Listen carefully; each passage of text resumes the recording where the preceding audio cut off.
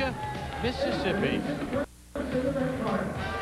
Juan Torres, 30 years of age, born in Mexico, fighting out of South Lakeside, California. He's 30 years of age, a record of 11-5 with 2 knockouts in his career, coming off a split decision controversial loss to Hector Camacho Jr. And tonight he's going against Zab Judah, the 21-year-old out of Brooklyn, New York, an alternate on the 1996 Olympic team for the United States. 5'7", 140 pounds. He is 19-0 with 14 knockouts. Has already held the USBA junior welterweight title belt. Zab Judah, a very interesting young man who has a bright future in front of him.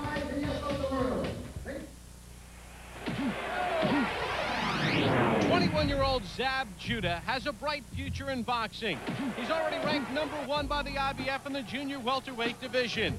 The Brooklyn native won the USBA championship last year against Irish Mickey Ward. As seen here on the Deuce in July, he knocked out Otilio Villarreal. He has wins against Darrell Tyson and Wilfredo Negron as well. Judah realizes that a world championship is in his future, but he's in no hurry to get the title belt. I'm not in a rush. I'm just waiting patiently, just keep winning fights by fights. Right now, I'm a rookie in the game. I sit back and I watch De La Hoya and Whitaker and Trinidad and Vernon and these guys and just learn. Those guys are the veterans at the top right now, and I just sit back and watch those guys and just, you know, play the rookie part right now. And then when it's my time, everybody's gonna know. He's very confident, full of a lot of savvy. Zab Judah. Let's take a look at the rules as governed by the state of Mississippi. 3 knockdown rule is in effect. So is the standing 8 count. Fighter can be saved by the bell only in the final round. Only the referee can stop the fight. Accidental cuts, they'll go to the scorecards after half the rounds are complete. Zab Judah with trainer Ronnie Shields, and Zab with a hearty hello to his manager Lou Duva, who's back in a New Jersey hospital. Had knee transplant surgery, got a new knee put in, so best of luck to Lou. And Zab's ready to roll against Juan Torres.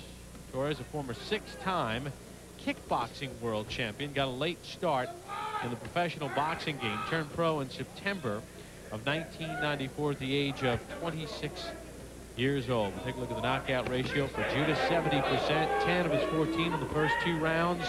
Torres just 2 knockouts in his 16 professional bouts. Not a big ring, 18 feet by 18 feet inside the ropes. Bob, you always hear this. The beginning is very important. I think it's really relevant here because Torres has had problems in the first round, and Zab Judah can be a very fast starter. So I believe that this first round is really, really important because Torres has been knocked out 1 time in the first round, and in his last fight, which was a terrific fight for him, he lost an undisputed disputed 10-round decision to Hector Camacho Jr. He was down and almost out in the first round.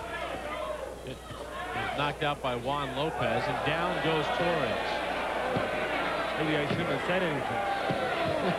But, you know, Judah, tremendous talent, real fast starter. Torres' weakness has always been getting out of that first round. And obviously, the weakness continues. He does not get out of the first round. Torres made a half-hearted at best effort to get up. He's arguing now, but Fred Steinwander was right in his face, counting to 10. And we wondered about Torres coming into this fight because yesterday he told us after his long kickboxing career, if he was just going to be a journeyman, he was going to look to become a manager and a trainer. And maybe he came to just collect a check. And I'll tell you right now, Zab Judah's not happy with this. He's a fighter. This kid's a talented kid, one of the most talented kids out there. They're talking about him in the same breath of guys like Pernell Whitaker with the style and also being a southpaw. He's not happy. He's a little, I'm sure that he would rather have a guy who's trying in there. And this guy did not look like he tried in there. I'm sorry people don't like to hear that, but it did not look, I'm not taking the punches, but at the end there, it did not look like he gave a fighter's effort. Yeah, I mean, we'll take a look at it. Yeah, he got hit. No question about that. Took a straight left hand to start things off.